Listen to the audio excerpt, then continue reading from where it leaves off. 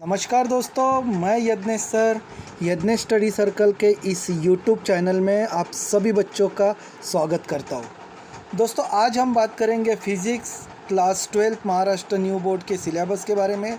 Chapter 1 rotational dynamics, ये हम बात कर रहे हैं पार्ट 2 की। अगर आपने मेरा पार्ट 1 नहीं देखा होगा तो पहले आपको वो पार्ट 1 देख लीजिए, उसके बाद ही ये पार्ट 2 देखिए, क्योंकि ये दोनों पार्ट एक दूसरे पे डिपेंडेंट है। तो चलो दोस्तों, मैं यज्ञेश स्टडी सर्कल के इस यूट्यूब चैनल पे आप सभी का स्वागत करता हूँ। हम आज बात करने जा रहे हैं vehicle along horizontal circular track के बारे में। Vehicle along horizontal circular track, कोई व्हीकल अगर गोल राउंड बदले तो सर्कुलर पाथ अगर ट्रैक करता होगा या किसी सर्कुलर पाथ से वो अगर जा रहा होगा, जिसे हम हॉरिजेंटल सर्कुलर ट्रैक भी कहते हैं। यहाँ पे मैंने आपको डायग्राम दिया हुआ है कि कार किस तरीके से गोल राउंड में घूमती हुई आपको दिखाई दे रही है, जिसमें आपको दो तरह के फोर्स में यहाँ पे इंडिकेट किया गया है। एक किया है सेंट्रीपिटल फोर्स और दूसरा किया है सेंट्रीफ्यूगल फोर्स। इस सेंट्रीपिटल फोर्स और सेंट्रीफ्यूगल फोर्स क्या होता है, इसके बारे में हम पढ़ चुके हैं। जो फोर्स सेंटर के तरफ अप्लाई होता है उसे सेंट्रीपिटल फोर्स बोलते हैं, और जो ऑब्जेक्ट को, व्हीकल को सेंटर से दूर जाके फेंकता है या छोड़ता है उसे सेंट्रीफ्यूगल फोर्स पढ़ते हैं। ठीक है, इसे सेंट्रीपिटल फोर्स कहा जाता है। ओके, अब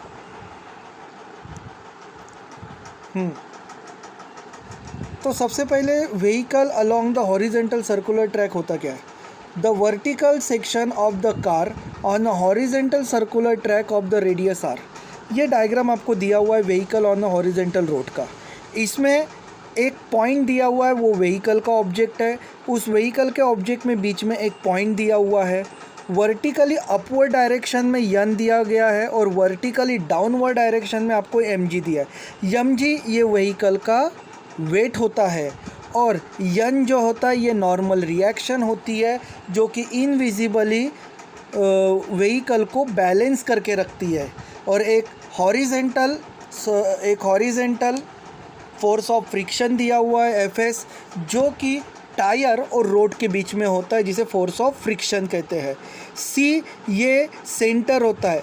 अगर सर्कुलर है, हॉरिजेंटल सर्कुलर पाथ है, तो बीच में सेंटर होता है, और जो सेंटर होता है वो है C। सेंटर और व्हीकल के बीच का जो डिस्टेंस होता है उसे R से इंडिकेट किया जाता है, जो कि रेडियस है। ओके, तो ये हमारा डायग्राम है। इसी डायग्राम को आज हम इसमें एक्सप्लेन करेंगे। सबसे पहले forces acting on the car R. जब कोई भी फोर्स गाड़ी पे या किसी भी व्हीकल पे टर्न होते समय या हॉरिजेंटल सर्कुलर ट्रैक अप्लाई करता है, तो उसमें तीन चीज़ें उसमें वर्क करती है। पहला पॉइंट है वेट mg वर्टिकली डाउनवर्ड। गाड़ी का जो वेट होता है वो कहाँ पे अप्लाई होता है? वर्टिकली डाउनवर्ड, जिसको हम mg कहते हैं। दूसरी चीज़ नॉर्मल रिएक्शन n, ये वर्टिकली अपवर्ड डायरेक्शन में अप्लाई होता है। जैसे कि आपको डायग्राम में दिख रहा है, वर्टिकल एरो जा रहा है कैपिटल N में, जो क्या करता है? बैलेंस करता है किसको? द वेट mg को। एंड जो हॉरिजेंटली आपको जो फोर्स Fs दिया हुआ है, that is force of static friction कहते हैं उसे। Fs को क्या कहते हैं? Force of static frictions. Okay, between the road and tyre, जो कि टायर और रोड के बीच में क्या होता है? घर्षण होता है। आपने देखा होगा, अगर कोई बाइकर अगर होता है, बहुत स्पीडली आता है, अचानक वो जगह पे ही ब्रेक दबा देता है, तो टायर क्या होता है? उस रोड से घसीटते हुए जाता है। मतलब क्या हुआ?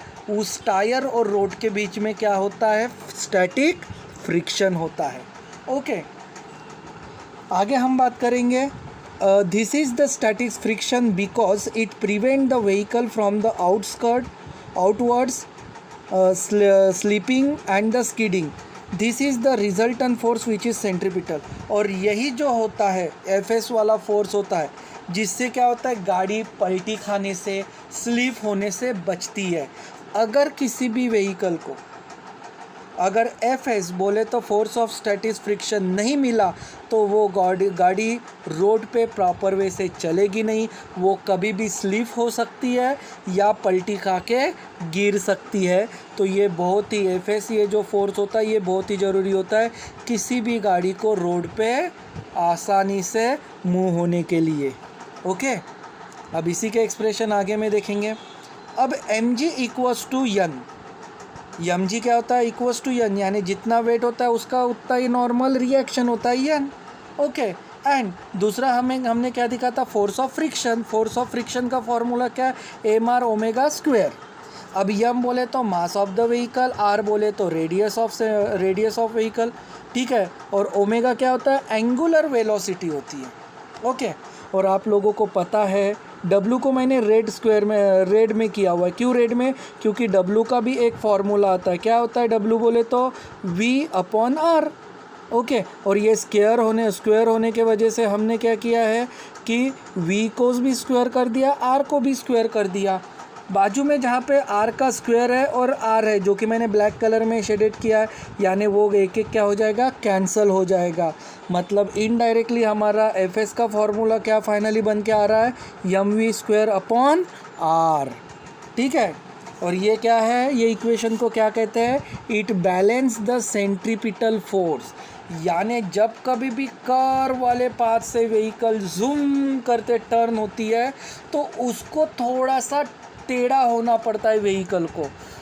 आपने देखा होगा जो बाइक रेसर होते हैं वो कंटिन्यू सर्कुलर पाथ वाले में क्या होते हैं, नीचे झुक के गाड़ी को थोड़ा सा टर्न करते हुए झुकते हुए क्या करते हैं, वो सर्कुलर पाथ को क्रॉस करते हैं। क्यों करते हैं, उस समय में वो आसानी से इतनी स्पीड होने के बावजूद भी सर्कुलर पाथ को क्यों क्रॉस करते हैं, क्योंकि उस समय में सेंट्रीपिटल फोर्स उसको बैलेंस करता है। और उसी को हमने इक्वेशन में क्या कन्वर्ट किया है, M V square upon R. Okay, आगे हमने फिर क्या किया, ऊपर में force of friction upon N के इक्वेशन को डिवाइड में पोर्शन में किया, उसको हमने कैलकुलेट किया। एफ एस में एफ एस की वैल्यू रखी जो कि हमने निकाली M V square upon R, और यन के नीचे यन की वैल्यू आ गई, क्या है अपनी यन की वैल्यू, एम जी। ऊपर में दोनों का यम पीले शेडेड में मैंने दिया है तो यम क्या हो जाएगा, कैंसल, आर नीचे आ जाएगा। तो हमारा एफ एस अपॉन यन का फॉर्मूला क्या होगा, V square upon R G. ये force of friction upon normal reaction equals to velocity का square upon radius into G. ठीक है, तो F S upon N equals to V square R G, ये याद करके रखो क्योंकि इसका इस्तेमाल हमको आगे भी होने वाला है, बहुत ही इंपॉर्टेंट टॉपिक है। ओके, अब यहाँ पे आर क्या होता है, तो आर की वैल्यू कांस्टेंट होती है। कांस्टेंट मतलब उसकी वैल्यू बार बार चेंज नहीं होगी। उसके बाद एम जी इक्वल्स टू यन, यानी मास भी कांस्टेंट रहता है, जी भी कांस्टेंट रहता है और यन भी कांस्टेंट होता है, यानी इसकी वैल्यू बार बार चेंज नहीं होगी। तो चेंज क्या होता है, तो स्पीड, अगर स्पीड इंक्रीज होगी तो फोर्स ऑफ स्टैटिक फ्रिक्शन भी क्या होगा, इंक्रीज होगा। आपने देखा होगा गाड़ी की, अगर आप गाड़ी ज़्यादा स्पीड से अगर दौड़ा रहे हो तो गाड़ी के टायर का भी फ्रिक्शन होता है, तो उसके टायर जल्दी ख़राब होते हैं और जल्दी अपने को रिप्लेस करना पड़ता है। आपने रेसिंग देखी होंगी, कार रेसिंग बोलो या बाइक रेसिंग आपने देखी होगी। बाइक रेसिंग में आपने देखा होगा कि बाइक इतने स्पीड से भगाते हैं कि किसी के तो फ्रिक्शन के वजह से टायर भी चलते चलते जल जाते हैं और पूरे ऐसे चिपटे हो जाते हैं, बिल्कुल प्लेन हो जाते हैं, जिससे खतरा ज़्यादा होता है गाड़ी स्लिप होने का। ओके, तो याद रखिए स्पीड इंक्रीज हुई तो फोर्स ऑफ स्टैटिक फ्रिक्शन भी क्या होगा, इंक्रीज होगा। Now F S has in the upper limit that is its maximum speed, और ये अपर लेवल पे होता है ताकि उसकी स्पीड क्या होती है, मैक्सिमम हो सके। ठीक है, अब फोर्स ऑफ फ्रिक्शन का अगर मैक्सिमम होगा तो उसका फॉर्मूला बनता है mu S into N. Mu S को क्या कहते हैं, mu S is coefficient of static friction between the road and tyre of the vehicle. ये फ्रिक्शन, ये टायर और रोड के बीच का जो घर्षण होता है उसे कहा गया म्यू यस। ओके, आगे देखते हैं इसी इक्वेशन को। ठीक है, अब हमने क्या किया, एफ एस अगर मैक्सिमम लेते हैं, अपॉन में नॉर्मल रिएक्शन होते हैं, तो क्या होगा, अब F S upon N, F S upon N, ये क्या हो गया अपना म्यू यस, और म्यू एस के ही वैल्यू को क्या कहते हैं हम, V square maximum upon R G. क्यों आर जी? क्योंकि अपन ने देख चुके हैं एफ एस अपॉन एन, इसकी वैल्यू क्या देख चुके हैं, इसके पहले हमने इक्वेशन में ये बगल में F S upon N equals to V square upon R G, जो कि मैंने रेड शेडेड में बताया है। ओके, तो ये इक्वेशन बन के, यानी कोएफिशिएंट ऑफ फ्रिक्शन कितना होगा, V square maximum upon R G. Okay, अब अगर हम वी आर जी को उस साइड में लेके जाते हैं म्यू एस के साथ में, हाँ, और वी का स्क्वायर हटा देते हैं, तो ये वैल्यू किस में आ जाएंगे, स्क्वायर रूट में। तो हमारा वी मैक्सिमम इक्वल्स टू क्या हो जा रहा है, under root of U S into R और G. Okay, so V max equals to under root of mu S into R into G. ये इक्वेशन हमारा, जब कभी भी अगर ट्रैक से अगर हम मैक्सिमम स्पीड अगर हमें लेके जाना है, तो इस इक्वेशन को ध्यान में रखते हुए अपने को गाड़ी की स्पीड बढ़ानी होगी। यहाँ पे मैंने एक डायग्राम दिया हुआ है, एक प्लेन सरफेस पे एक कार जा रही है, थोड़े से कर्व होके मिडल वाली कार जा रही है, और पूरी तरीके से झुकी हुई जो कर्व पाथ को क्रॉस करते हुए एक कार जा रही है। उसने इन दोनों के कार के तुलना में उस ब्लैक कार ने अपनी स्पीड बढ़ा दी, तो लेकिन वो जब कर्व वाले पाथ से अगर होके गुजरेगी तो उसकी मैक्सिमम स्पीड कितनी होनी चाहिए, तो साइंटिस्ट लोगों ने इसको भी कैलकुलेट किया है।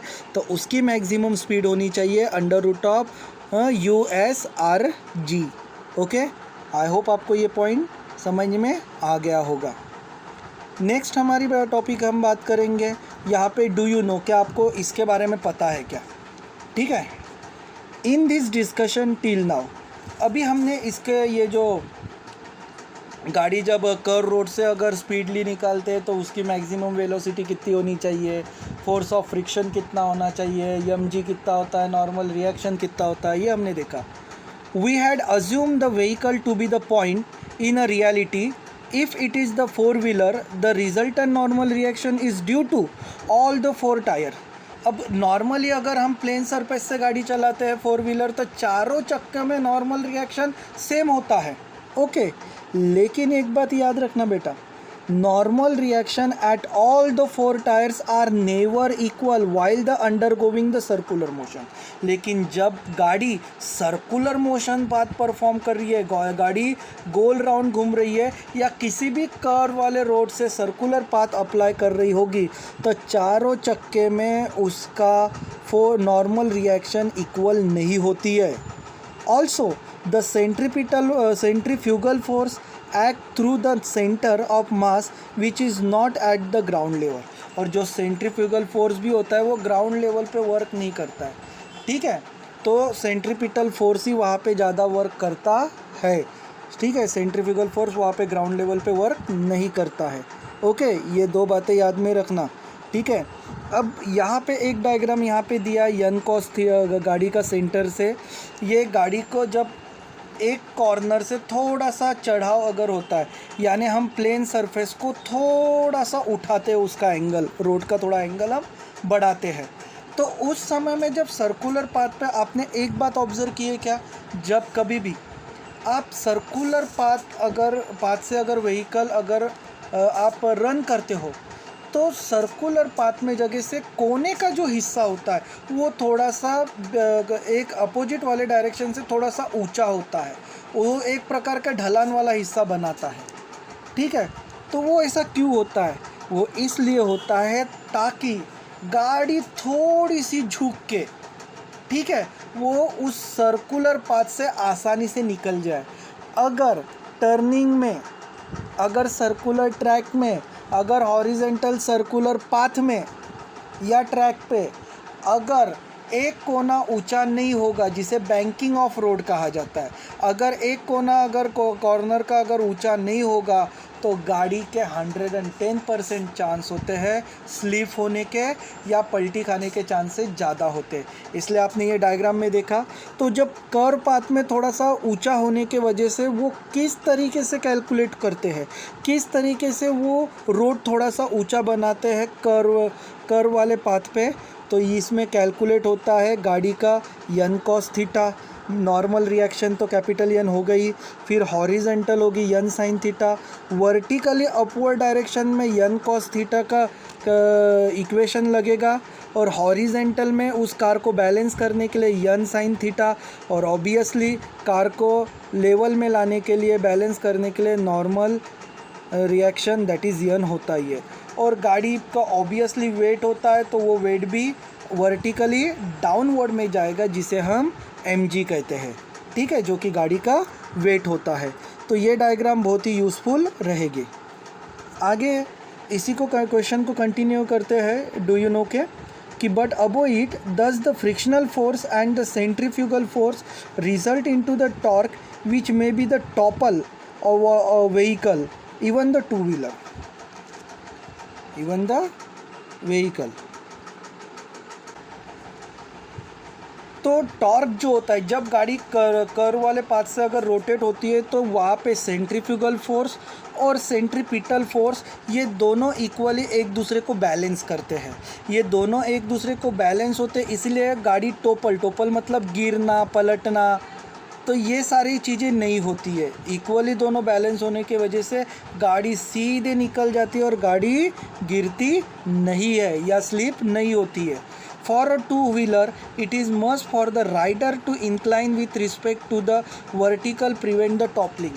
टॉपलिंग मतलब स्लिप होने से बचाता है। इसीलिए कर्वेचर रोड से भी जब अगर क्या बोलते हैं राइडर जो होता है गाड़ी स्पीडली जब वो निकालता है तो उसे थोड़ा सा टॉपलिंग, गाड़ी थोड़ा सा टेढ़ा करना पड़ता है, गाड़ी थोड़ा सा झुकाना पड़ता है सेंट्रीपिटल फोर्स के तरफ, ताकि गाड़ी आसानी से कर्व वाले टर्न वाले पाथ पे निकल जाए। अगर वो वैसा नहीं करता है तो गाड़ी स्लिप हो सकती है। ओके, तो ये सारी चीज़ें याद रखना आप।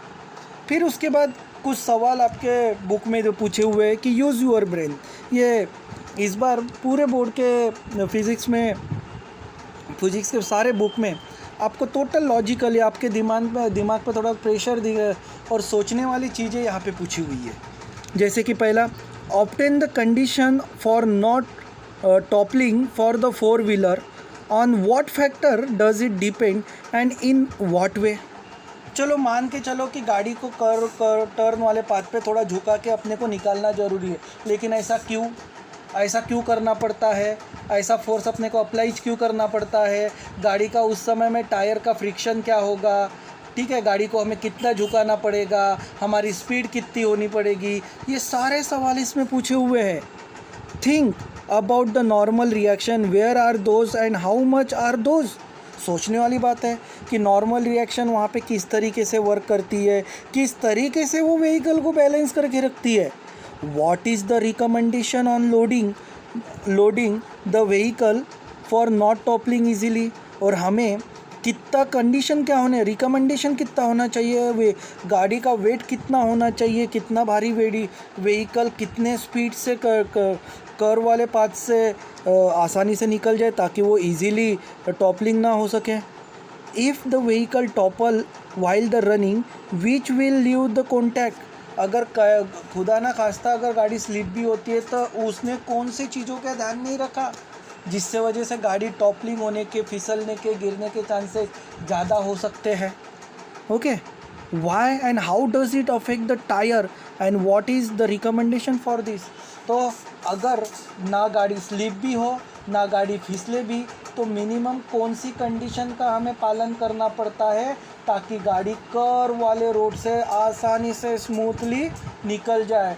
मैक्सिमम स्पीड कितना होना चाहिए, मिनिमम स्पीड कितना होना चाहिए, गाड़ी का वेट कितना होना चाहिए, ये सारी चीज़ों के बारे में हमें सोचना है।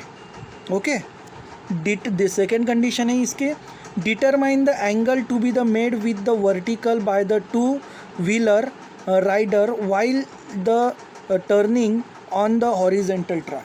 अब यहाँ पे देखो, यहाँ पे जो गाड़ी के ये डायग्राम की तरफ देखो, यहाँ पे एक ट्रायंगल बना हुआ है, तो ट्रायंगल थोड़ा सा दो एंगल को जोड़ता है तो उसका थीटा कितना होना चाहिए, मतलब हमने कितना बड़ा एक कोने से हमने कितना बड़ा ज़मीन के सरफेस से ऊंचा उठाना है ताकि कि वो पाथ कर्व हो टर्निंग पे, तो वो एंगल ऑफ थीटा कितना होना चाहिए जिससे कि गाड़ी आसानी से पास आउट हो जाए उस कर्व रोड से।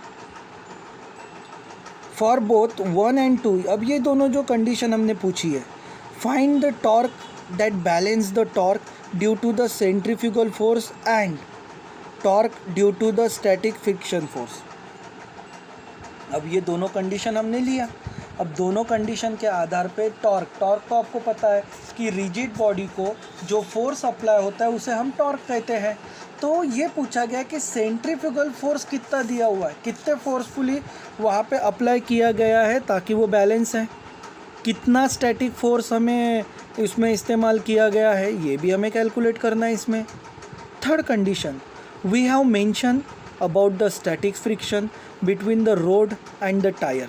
हमने इससे पहले भी देखा है स्टैटिक फोर्स क्या होता है, टायर और रोड के बीच का फ्रिक्शन हमने एफएक्स ये इंडिकेट किया था। Why is it the static, उसे स्टैटिक से क्यों कहते हैं, ये भी सवालों के जवाब हमको पता लगाना है।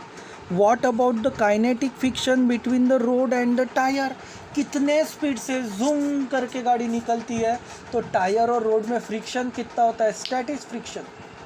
अगर कोई लोहे की चीज़ अगर स्पीडली अगर हम उस रोड से अगर हम करते हैं तो चिंगारी निकलने के चांसेस ज़्यादा होते हैं, स्टैटिक्स एकदम से फोर्स उसमें प्रोड्यूस होता है। What do you do if your vehicle is trapped on the slippery or the sandy road? What is the physical environment? दूसरा सवाल इसमें पूछा है, अगर ऑयल वाले जगह से अगर आप गाड़ी चलाते हो या जहाँ पे रेगिस्तान हो वहाँ से आप गाड़ी चलाते हो तो वहाँ पे गाड़ी स्लिप नहीं होनी चाहिए, तो उसके लिए क्या साइंटिफिकल बातें हमें ध्यान देनी चाहिए, उसके बारे में भी हमें पता लगाना है। ओके, आगे देखते हैं। इन्हीं सवालों के जवाबों के आंसर हम नेक्स्ट वीडियो में देखेंगे, ठीक है। नेक्स्ट वीडियो में हमारा ये समझना इसका इक्वेशन तो हम देखेंगे वेल और वॉल ऑफ डेथ, जिसे मौत का कुआं।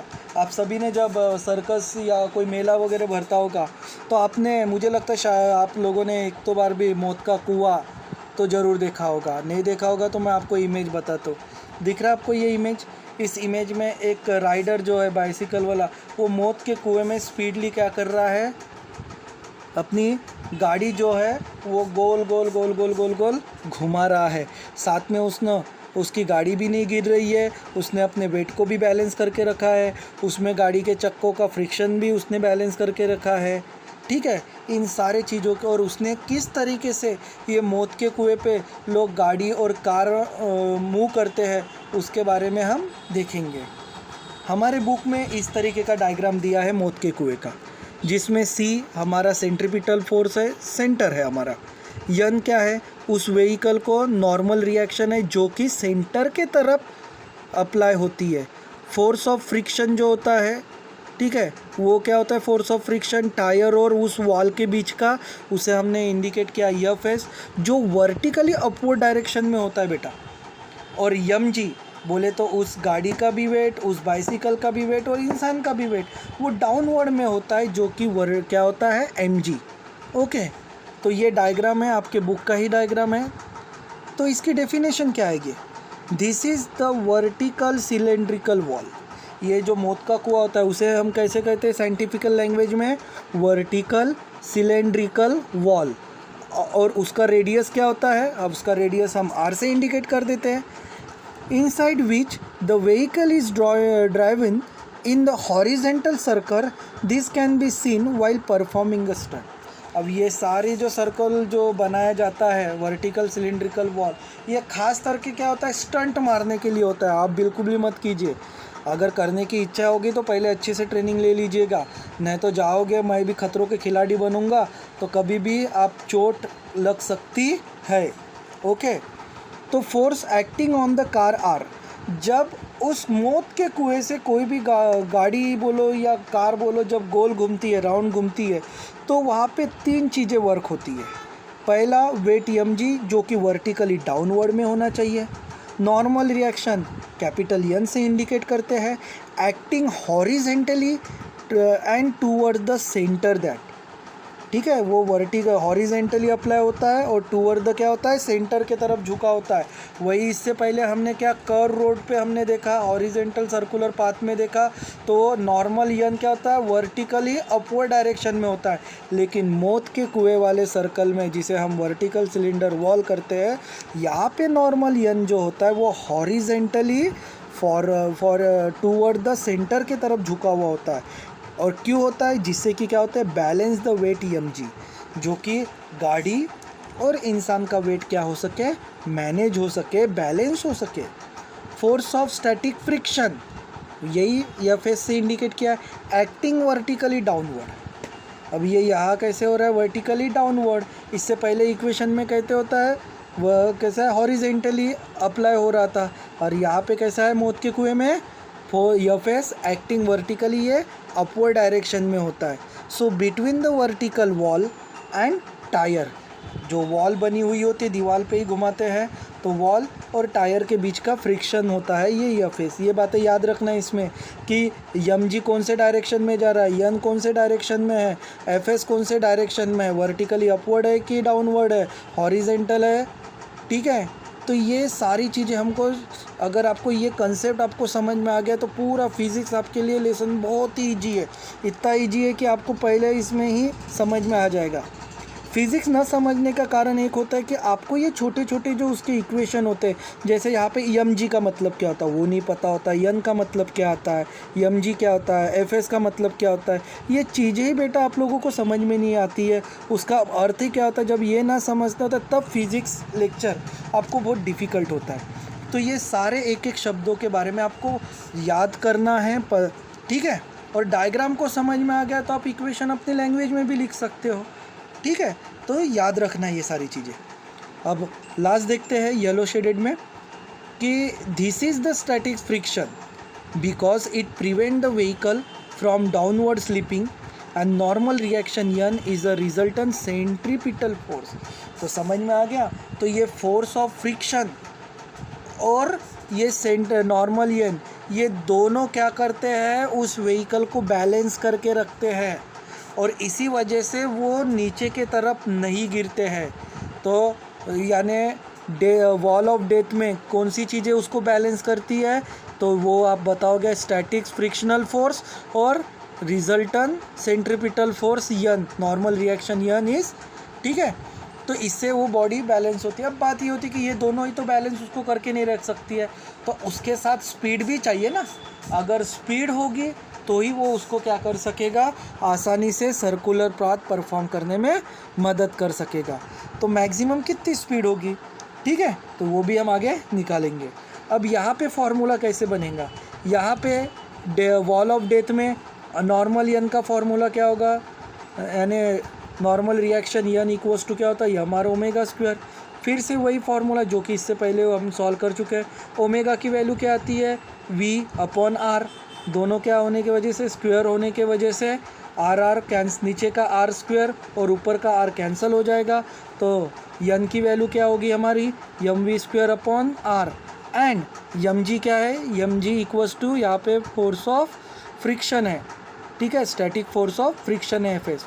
Force of static friction F S is always less than और equal to the mu S into N. यहाँ पे म्यू एस, यू एस भी कहते हैं स्मॉल में, यू एस यहाँ पे coefficient of static force of friction between the tyre and wall और रोड कह सकते हो, ठीक है। एन तो अपना नॉर्मल रिएक्शन है ही, ठीक है।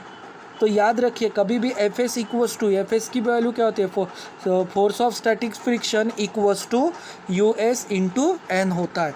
ये इक्वेशन याद रखना क्योंकि आगे वाले एक्सप्रेशन में हमें ये काम आने वाला है, ठीक है। यहाँ पे एक कंडीशन दी है कि F S is less than equals to U S dot N, ये कंडीशन है। और एम जी की क्या है, वेट, जो बॉडी की वेट होती है, जो बॉडी जो सर्कुलर पाथ परफॉर्म करती है, वो कैसे होना है, less than equals to mu S M V square upon R, ये कंडीशन याद रखना, ठीक है। आगे अगर ये इन दोनों में कैंसिल क्या होगा, यम और यम क्या हो जाएगा, कैंसिल, बचा क्या, G is less than equals to coefficient of static force equals to V square upon R. और यही इक्वेशन की अगर हम वी स्क्वायर को इक्वल के उस साइड में लेके जाते हो तो ये लेस देन जो होगा वो ग्रेटर देन में तब्दील हो जाएगा। तो therefore V square is greater than equals to R G upon mu S. हमने इनकी पोजीशन चेंज कर दी है। ये छोटी छोटी मैथमेटिकल की बातें है और आप लोगों को ये पता होनी चाहिए, ठीक है। तो फाइनली हमारी मिनिमम स्पीड कितनी होनी चाहिए ताकि हम नीचे ना गिरें। जब डेथ ऑफ वॉल में हम कोई भी स्पीडली गाड़ी अगर रोटेट करते हैं, घुमाते हैं, तो मिनिमम हमारी स्पीड कितनी होनी चाहिए ताकि हम नीचे ना गिरे, तो वो मिनिमम स्पीड होती है v minimum equals to √RG/μs, जिसे हम कहा जाते हैं coefficient of static force of friction between the tyre and wall of death.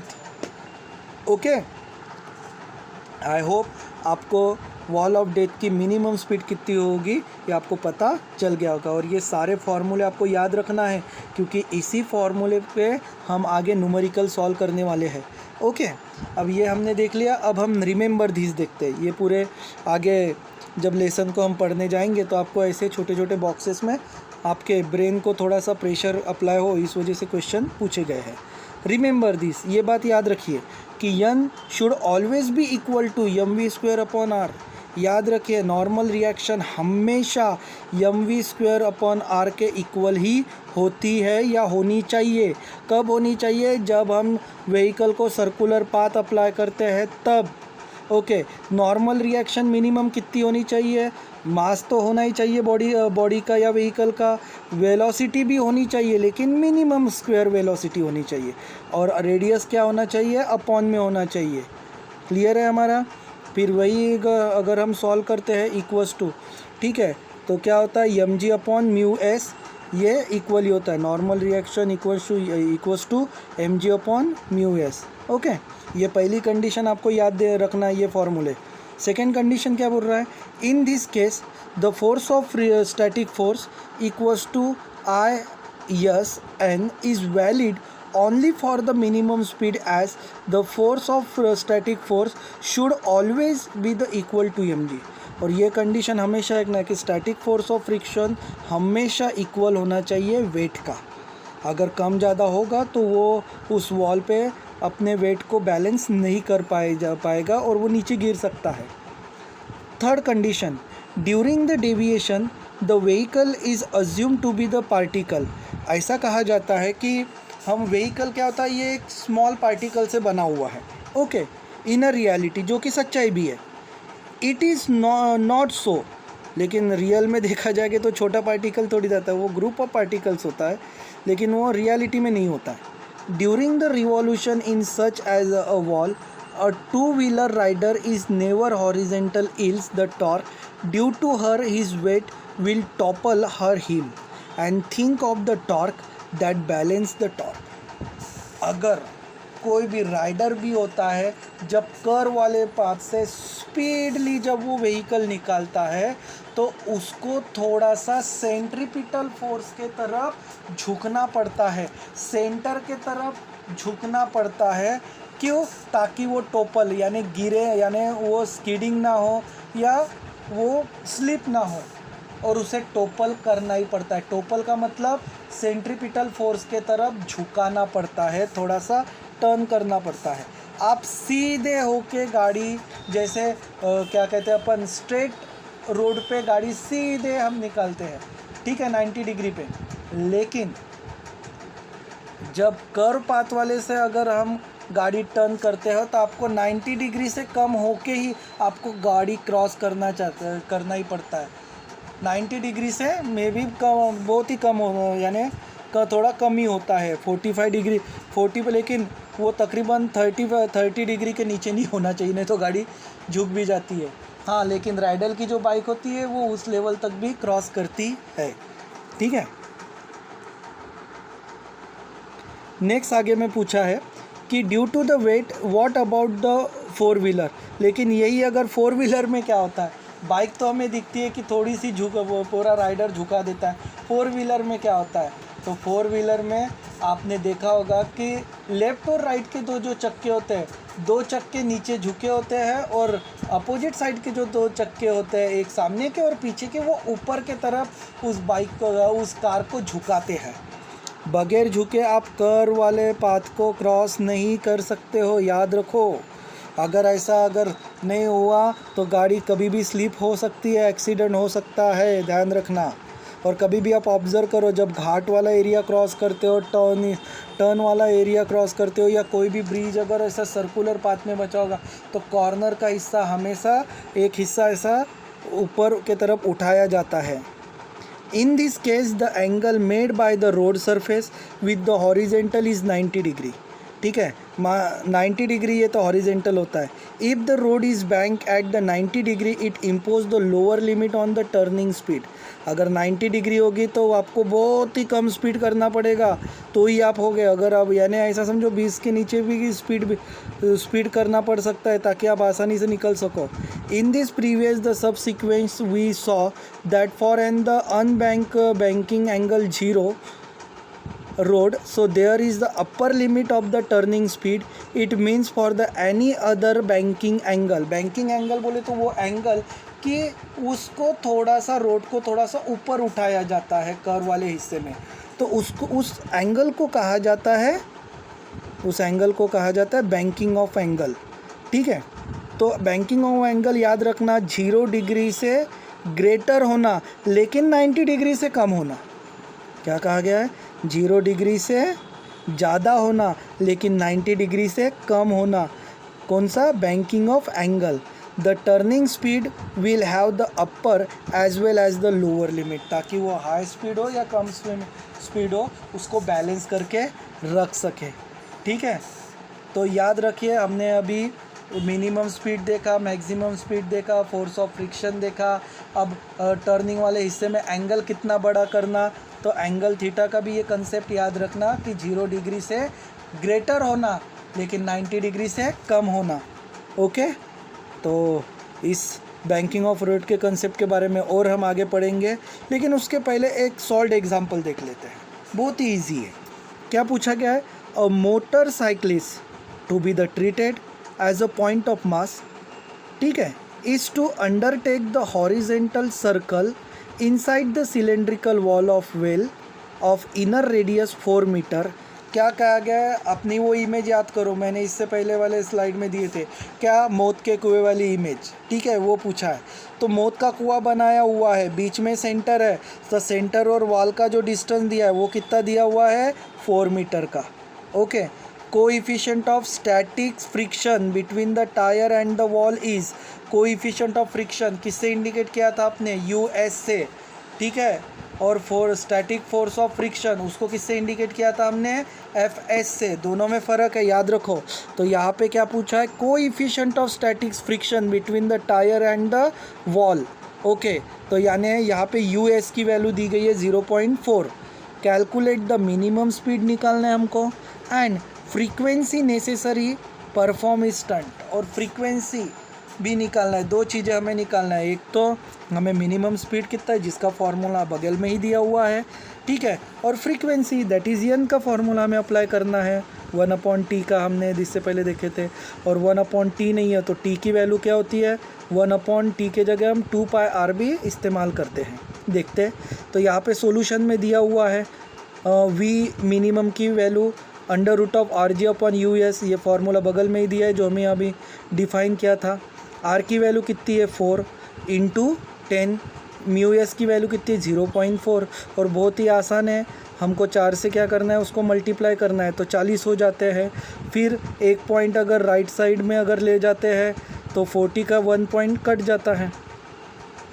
ठीक है, तो फिर क्या हो जाएगा? पॉइंट सरक जाता है, 4 / 4 हो जाएगा। वैल्यू बचती है कितनी अपनी? 1 आ जाएगी। वैल्यू कितनी आ जाएंगी? 1 आ जाएंगे। तो √1 कितना हो जाता है? तो √1 में अगर आप देखोगे तो वो 10 वैल्यू इंडिकेट होगी। कितनी होगी वो वैल्यू? 10 होती है। अगर पॉइंट अगर सरकाते जाते हैं तो वो √10, यानी जैसे कि हम अगर आप उसको सॉल्व करते रूट में देखते तो 10 आएगा।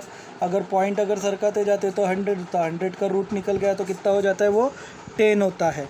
और वेलोसिटी को किससे कैलकुलेट होती है? यूनिट है उसका मीटर × सेकेंड इनवर्स।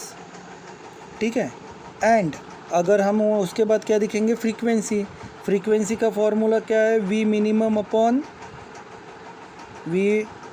क्या होता है? ओमेगा का फॉर्मूला क्या आता है? 2πr। ठीक है, तो v मिनिमम की वैल्यू तो अपने पास है 10, अपॉन 2 पाई आर की 2 जैसा का वैसा, पाई वैसा का, और आर का वैल्यू क्या है 4। ठीक है, इसको सॉल्व करो तो हमारा आंसर कितना आता है 0.4 रिवॉल्यूशन पर सेकंड इनवर्स। ठीक है, तो ये सारी वैल्यू हमारे पास अवेलेबल है। आगे देखते हैं अपन नेक्स्ट स्लाइड में।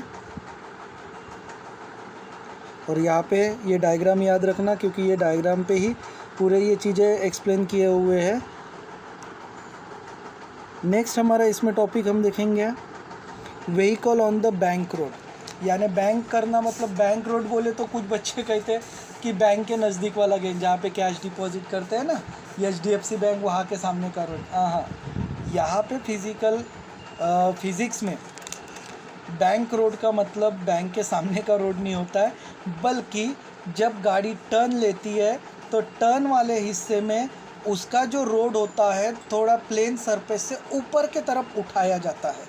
अब जब वो प्लेन सरफेस से ऊपर के तरफ उठाया जाता है तो एक ट्रायंगल बनता है, या सॉरी एक एंगल बनता है, और जो एंगल बनता है उस एंगल को कहा जाता है थीटा, और उस थीटा को कहा जाता है बैंक रोड। ओके, और ऑब्वियसली वहाँ से व्हीकल क्रॉस होती है, इसलिए उसको कहा जाता है vehicle on a bank road.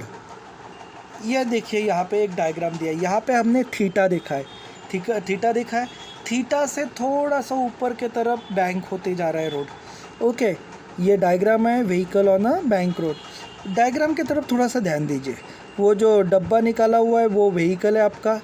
Force यहाँ पे कौन सा अप्लाई हो रहा है, वेट जो है, वेट क्या है यहाँ पे mg है, जो वर्टिकली डाउनवर्ड हो रहा है। हॉरिजेंटली कौन सा फोर्स अप्लाई हो रहा है, n sin theta. Vertically upward direction में कौन सा फोर्स अप्लाई हो रहा है, n cos थीटा। ठीक है, n cos थीटा और नॉर्मल रिएक्शन n के बीच में जो एंगल बन रहा है वो भी थीटा होता है। ठीक है, तो ये सारी चीज़ें हम देखेंगे। अब इसकी सबसे पहले डेफिनेशन देख लेते हैं, क्या होती है। The surface of the curve road with tilted बोले तो ऊपर के तरफ बढ़ाना उठाना, with the horizontal with the same angle theta. अब कितना उठाना वो तो डिपेंड करता है, लेकिन हम उसको इंडिकेट करते हैं सम एंगल। ठीक है, this is called the banking of road. उस थीटा को इंडिकेट किया जाता है बैंकिंग ऑफ रोड और said to be the bank. Okay, जब ये वर्क करता है, ये एंगल निकालते हैं, तो ये याद रखना ज़रूरी है कि the vertical section of a vehicle on a curve road of the radius R bank at the angle theta with the horizontal. अब वो उसको जो उठाया जाता है, यानी हॉरिजेंटल रोड से थोड़ा सा ऊपर उठाया जाता है। ठीक है, इसमें भी हमें दो चीज़ों का ध्यान रखना पड़ता है। There are two forces acting on the vehicle. पहली वेट mg जो कि वर्टिकली डाउनवर्ड डायरेक्शन में होता है, एंड दूसरा normal reaction that is n perpendicular to their surface of the road. n कैसा होता है, परपेंडिकुलर होता है। किसको परपेंडिकुलर होता है, जिस रोड पे व्हीकल चलती है उस सरफेस से। ओके, वर्टिकली कंपोनेंट को हमने क्या इंडिकेट किया, n cos थीटा, जो कि बैलेंस करता है किसको, mg किसका वेट है, व्हीकल का, उसको बैलेंस करता है। उसको बैलेंस करने के लिए कौन सा कंपोनेंट चाहिए हमको, n cos थीटा। और हॉरिजेंटल कंपोनेंट है, हॉरिजेंटल कंपोनेंट क्या होता है, n sin theta. n sin theta क्या है, सेंट्रीपिटल फोर्स नेसेसरी होता है, यानी n sin theta equally centripetal force को बैलेंस करने के लिए n sin ये हॉरिजेंटल कंपोनेंट का इस्तेमाल होता है। अब इसका इक्वेशन देखते हैं हम। अब देखो n cos theta equals to क्या होता है, mg जो कि हमने ऊपर देख लिया है, and n sin theta equals to क्या होता है, m r ओमेगा स्क्वायर।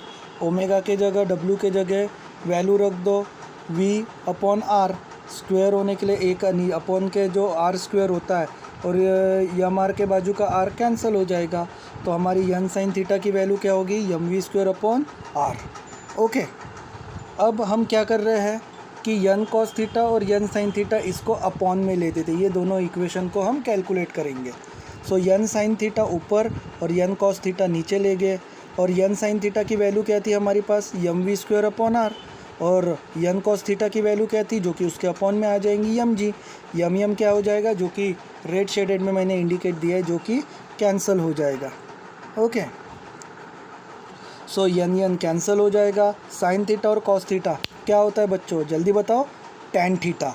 तो इनडायरेक्टली हमारा वैल्यू क्या होगी, tan theta equals to v²/rg। इसको हम नाम देते हैं इक्वेशन नंबर 1, ठीक है। और इसी पे आधारित हमें 3 कंडीशन को समझना है, जिसमें से पहली कंडीशन है ए, मोस्ट सेफ स्पीड, यानी मिनिमम कौन सी ऐसी स्पीड हमें लेके चलना है कर्व वाले रोड पे ताकि हम स्लिप ना हो। So for a particular road R and theta, बोले तो रेडियस और एंगल थीटा ये दोनों फिक्स होने चाहिए। पहली बात तो सेफ होने के लिए आर और थीटा फिक्स होनी चाहिए, क्योंकि ये बार बार चेंज नहीं होना चाहिए। So this express the give us the expression for the most safe speed, not a minimum और मैक्सिमम स्पीड। यानी फिर वो बात ही नहीं आती कि मिनिमम हो या मैक्सिमम हो। मिनिमम कैसा होना चाहिए, उसका आर और थीटा फिक्स हो गया तो आप कितना भी मैक्सिमम स्पीड लो या कितना भी मिनिमम लो, उसमें ये बैलेंस करके चलता है, ठीक है। तो क्या कहते हैं, सेफ स्पीड जिसे कहते हैं VS इक्वल्स टू कितना होना चाहिए, √RG tan थीटा। ये इक्वेशन याद होना चाहिए कि मिनिमम की सेफ स्पीड कितनी होनी चाहिए, तो वो है VS equals to √RG tan theta. Okay, दूसरी कंडीशन हमें इसमें याद रखना है, बैंकिंग ऑफ एंगल। एंगल को कितना ऊंचा बनाना है, कितना उसको थोड़ा सा टिल्टेड करना है उसको एक हिस्से में टर्निंग में, तो उस थीटा का भी फार्मूला बना हुआ है। सबसे पहले वाइल डिज़ाइनिंग अ रोड, जब कोई भी रोड डिज़ाइन करता है, this expression help us in the knowing the angle of banking us. हमें एंगल ऑफ बैंकिंग समझना ज़रूरी है। Theta equals to tan inverse bracket v²/rg, ये उसका फार्मूला है। ये रट डालो, पूरा याद करके रख दो कि बैंकिंग ऑफ एंगल कितना होना चाहिए कर्व रोड पे, तो theta equals to tan inverse bracket v²/rg 1.2, यानी इसको इक्वेशन हम 2 देंगे। तीसरी condition speed limit, speed minimum कितनी होनी चाहिए, मैक्सिमम कितनी होनी चाहिए, तो उसका भी फार्मूला यहाँ पे है कि बगल में मैंने डायग्राम दिया है 1.7 और 1.8, ठीक है। So show the vertical section of a vehicle on the rough curve road the radius R. जब टर्न करते हो तो जो ढलान वाला हिस्सा होना चाहिए वो रफ होना चाहिए, खरदड़ वाला होना चाहिए, प्लेन नहीं होना चाहिए। प्लेन होगा तो स्लिप होगा, तो वहाँ पे क्यों, वहाँ पे खरदड़ होना चाहिए, रफ होना चाहिए, ताकि टायर को फ्रिक्शन मिले, पकड़ मिले। अगर पकड़ नहीं मिली उसको और प्लेन रहा कर्व वाले रास्ते पे, तो स्लिप होने के चांसेस ज़्यादा होते हैं। तो वो रोड रफ होना चाहिए टर्निंग में, ठीक है। The bank at the angle of theta if the vehicle of the running exactly at the speed, और उसकी सेफ स्पीड होती है, स्पीड लिमिट होती है VS equals to √RG tan theta, the forces acting on the vehicle. तो ये 3 condition बहुत ज़रूरी है कोई भी व्हीकल कर्व वाले रोड पे जब वो रन करती है तो। और ये तीनों के तीनों फार्मूले बहुत इंपॉर्टेंट है, आपको न्यूमेरिकल में बहुत आने वाले, तो ये 3 कंडीशन बाय हार्ट लर्न हो जाना चाहिए आपको। अगर ये आपको लर्न नहीं होगे तो आपको फिज़िक्स इसमें कुछ भी समझ में नहीं आएगा। फिर आप बोलोगे कि सर ये समझ में नहीं आया, वो समझ में नहीं आया, क्योंकि कुछ छोटी छोटी पॉइंट वाली बातें अगर हमने समझ के रखी तो फिज़िक्स लेक्चर बहुत ही ईजी है, ठीक है। अब यहाँ पे यूज़ योर ब्रेन पावर, ये बुक में पूछा हुआ है, देखते क्या बोलते हैं।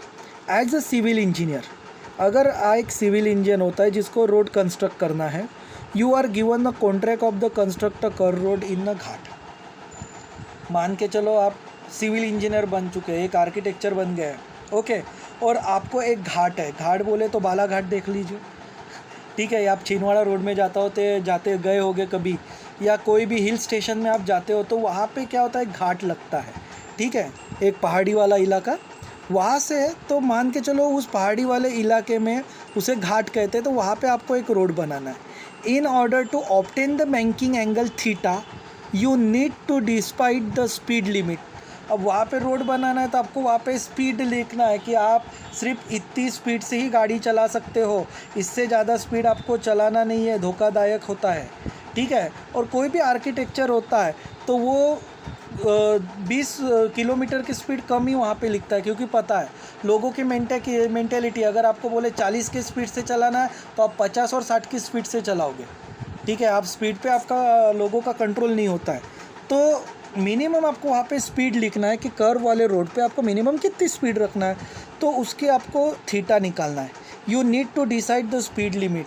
And how will you decide to value of the speed v and the radius r? तो आप कैसे डिसाइड करोगे कि मिनिमम स्पीड कितनी रखना है, उसका रेडियस करना है?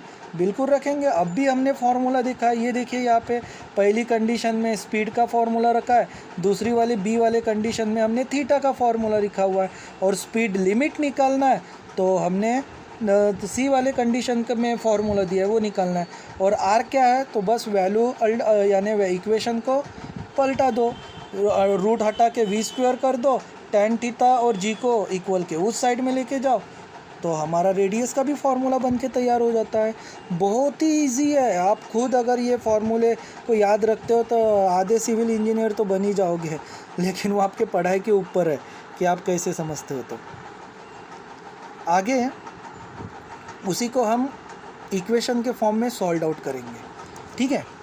अब देखो यहाँ पे v1 और स्पीड हमेशा लेस देन होनी चाहिए, किससे? Under root of R G tan theta से, ठीक है। और जो M V square upon R होनी चाहिए वो भी लेस होना चाहिए, किससे? यन साइन थीटा से, ओके।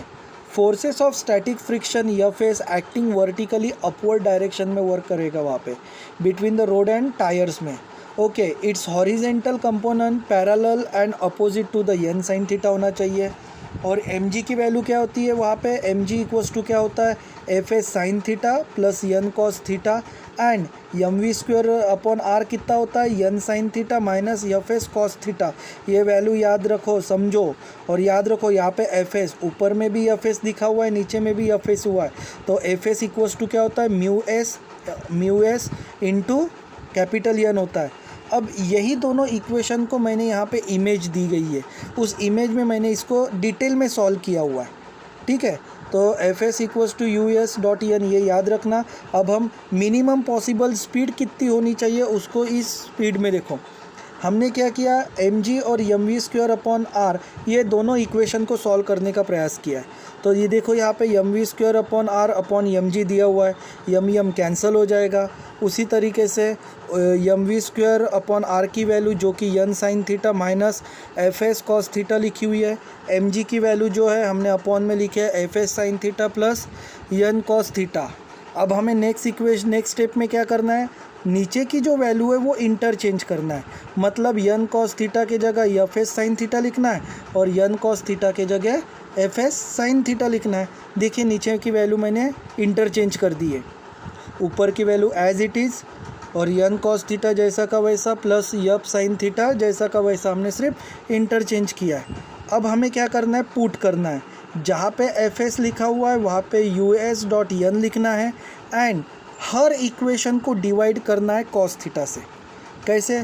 देखो ऊपर वाली वैल्यू क्या है? यन साइन थीटा है, उसको डिवाइड किया कॉस थीटा से, minus F S cos theta को डिवाइड किससे किया है? कॉस थीटा से।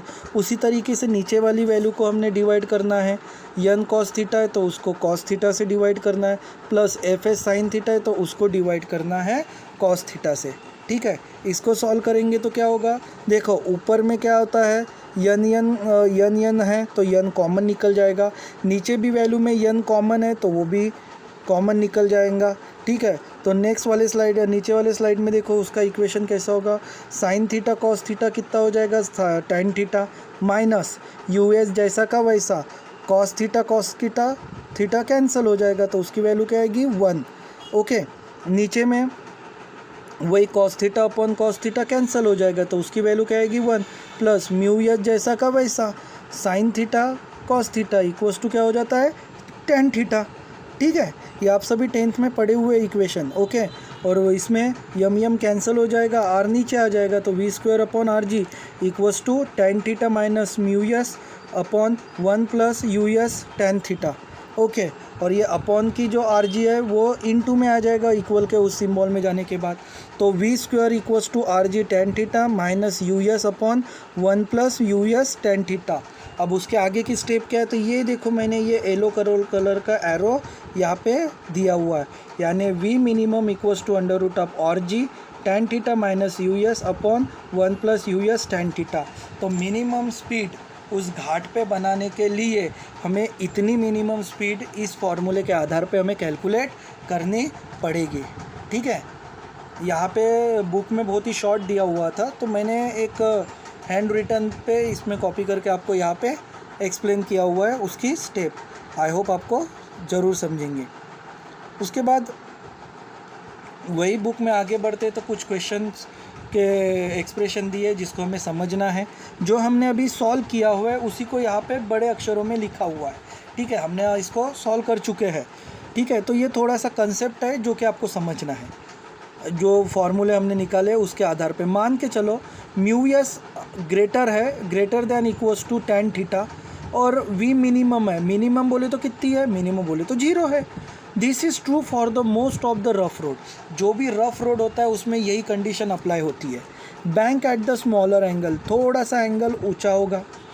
फॉर द स्पीड, स्पीड उसकी हमेशा कैसी होगी, v2 is greater than under root of rg tan theta, और mv स्क्वायर और v2 अपॉन r ये हमेशा कैसा होगा, ग्रेटर होगा किससे, n sin थीटा से। सो n sin theta is less then the centrifugal force, लेकिन n sin थीटा कम होगा किससे, सेंट्रीफ्यूगल फोर्स से। बोले तो सेंट्रीफ्यूगल फोर्स का formula mv square 2 upon r। यहाँ पे v2 जो है वो सेंट्रीफ्यूगल फोर्स के लिए अप्लाई की गई वेलोसिटी है। In this case, the direction of the force of the static friction Fs between the rod and the tire is directed along the inclination of the rod. ये दोनों force of friction inclination होता है, जुड़ा हुआ होता है, वो तो होना ही ताकि व्हीकल पलटे ना।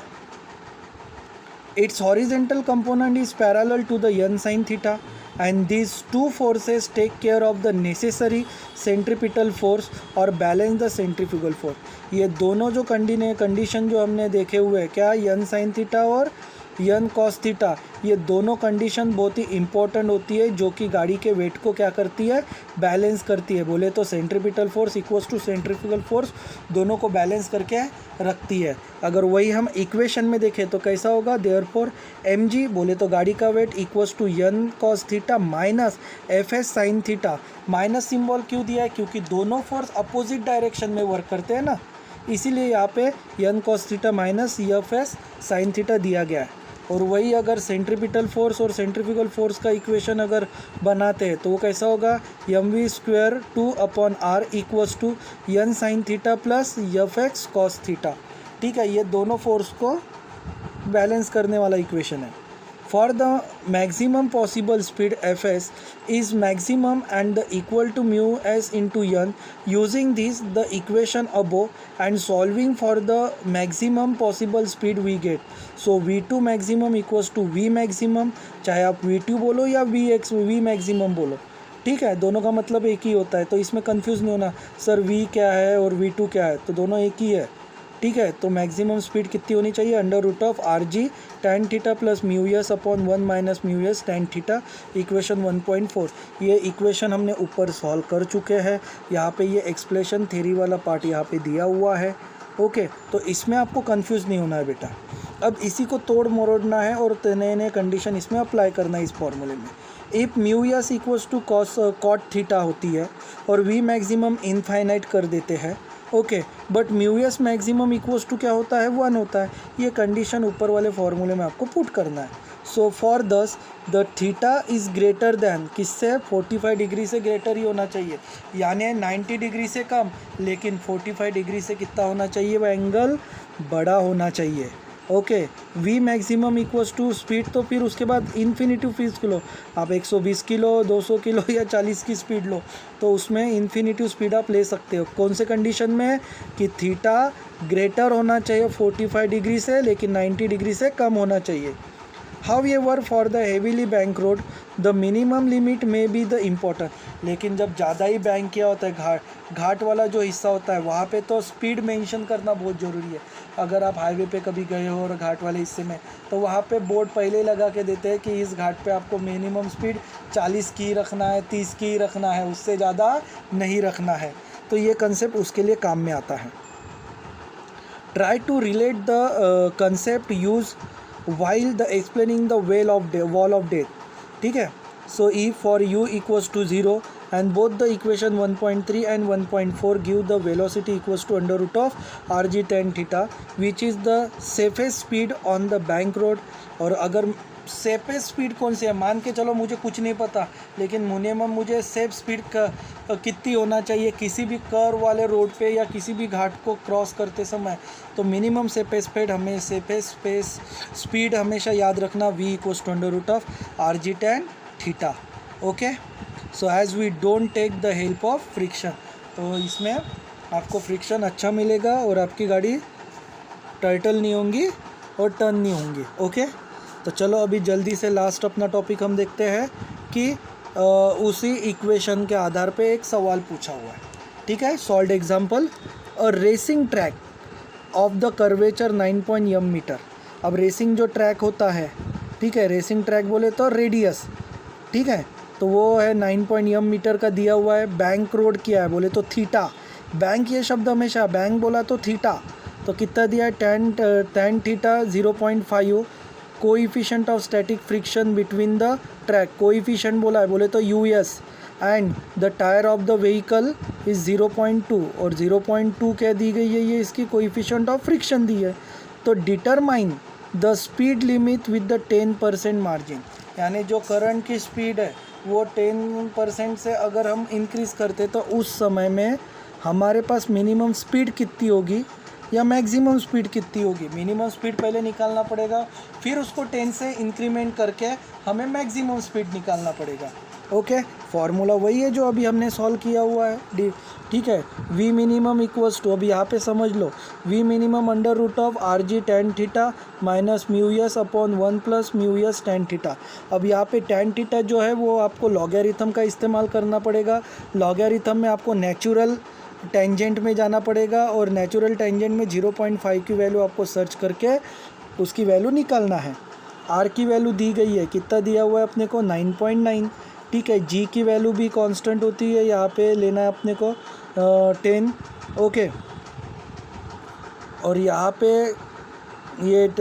पे जो G की वैल्यू कुछ जगह पे 9.8 दी होती है, लेकिन यहाँ पे आपको जो कर्व पाथ होता है उसमें G की वैल्यू 10 होती है। ये वैल्यू आपको दी गई होगी, यहाँ पे दिया नहीं है पर याद रखिए ये दी होती है यहाँ पे कि आपको 10 ही लेना है G की वैल्यू। ब्रैकेट में tan थीटा जब आपको देखोगे तो 0.5 की वैल्यू दी गई है tan थीटा की, माइनस US की वैल्यू 0.2 है, 1 जैसा का वैसा, US की वैल्यू 0.2 है इंटू 0.5 है। और जब ये इक्वेशन आप सॉल्व आउट करते हो तो पूरा सॉल्व करने पर अंडर रूट में वैल्यू आती है आपकी 27, और अंडर रूट 27 का अगर आप स्क्वायर रूट देखते हो 27 तो उसकी वैल्यू आएंगी 5.196 मीटर पर सेकेंड की वैल्यू आएगी अप्रोक्सीमेट। ओके, उसके बाद हमने क्या किया, 10% हायर देन इंक्रीमेंट करते हैं, तो allowed the V minimum should be the 10% higher than this. V minimum allotted minimum speed है, तो हम क्या कर रहे हैं, मिनिमम स्पीड इंटू 10% हायर लेते हैं। अब मान के चलो उसकी स्पीड अगर 100 होंगी तो 100 में हमने क्या कर दिया, 10 ऐड कर दिया, तो 110 अपॉन, और परसेंट का सिंबल है तो उसकी 100 है। ठीक है, तो अपॉन में 100 आ गया। अब इस इक्वेशन को अगर हम सॉल्व आउट करोगे, बहुत ही इजीली सॉल्व करोगे, तो आपको उसका आंसर 5.716 मीटर पर सेकेंड मिल जाएगा। ओके, अब हमें वी मैक्सिमम करना है, ये तो हमारी क्या होगी, मिनिमम स्पीड हमारे पास ये आ गई है। अब हम बात करेंगे मैक्सिमम स्पीड के लिए। पहले हमने क्या किया था, ऊपर वाले सिंबल फॉर्मूला वही है, लेकिन आप ध्यान से अगर ऑब्जर्व करोगे तो ऊपर में पहले माइनस लिया था, अब न वी मैक्सिमम में हम वहाँ पे प्लस लेंगे। नीचे में हमने मिनिमम में माइनस लिया था, लेकिन अभी वी मैक्सिमम में हम नीचे में क्या लेंगे, प्लस लेंगे। वैल्यू सेम है, फॉर्मूला भी सेम है, सिर्फ प्लस माइनस का इंटरचेंज हुआ है। मिनिमम में ऊपर में माइनस आएगा, नीचे में प्लस आएगा। वी मैक्सिमम में ऊपर में प्लस आता है, नीचे में माइनस आता है, और वैल्यू वही की वही जैसी के वैसी पुट करना है। तो आपका आंसर क्या आ जाता है, पूरा वो फॉर्मूले में सॉल्व आउट करके अंडर रूट ऑफ 77, और उसका अंडर रूट आप देखोगे स्क्वायर रूट वाले टेबल में लॉगरिथम के, तो वो आएगा 8.775 मीटर पर second. So allotted maximum should be 10% lower than this. अगर अब ये मैक्सिमम स्पीड होगी, अगर 10% से अगर हमें कम निकालना है तो कैसा करना, क्योंकि उसने मार्जिन बोला है ना, उसने मैक्सिमम बोला है ना कम बोला है तो हम दोनों देखेंगे। पहले मैक्सिमम स्पीड निकाली तो वो आ गई 8.775 और मिनिमम निकालते सेम वही फार्मूला अप्लाई करना है, वही फार्मूला करना है, वैल्यू पुटअप करना है और वो आपका जो ऊपर में हमने जो वैल्यू सॉल्ट आउट की थी 8.775 उसी वैल्यू में हम 10% है देने 100 से 10 माइनस कर दो तो कितना बचता है 90 अपॉन में 100 कर दिया। तो उसको सॉल्व करने के बाद क्या हो गया 7.896 मीटर पर सेकेंड। सो फाइनली ये वैल्यू ये आंसर अपना निकलता है। ठीक है, तो आई होप आपको ये वीडियो समझ में आ चुका होगा और कोई भी अगर आपको इससे रिलेटेड अगर दिक्कत आती है तो आप मुझे कमेंट बॉक्स में ज़रूर लिखिए और इसका नेक्स्ट वीडियो मैं जल्दी ही आपको अपलोड कर दूंगा। Thank you for watching. अगर आपको ये वीडियो पसंद आया होगा तो प्लीज़ इसको सब्सक्राइब कीजिए, लाइक कीजिए और अपने दोस्तों को ज़्यादा से ज़्यादा शेयर कीजिए।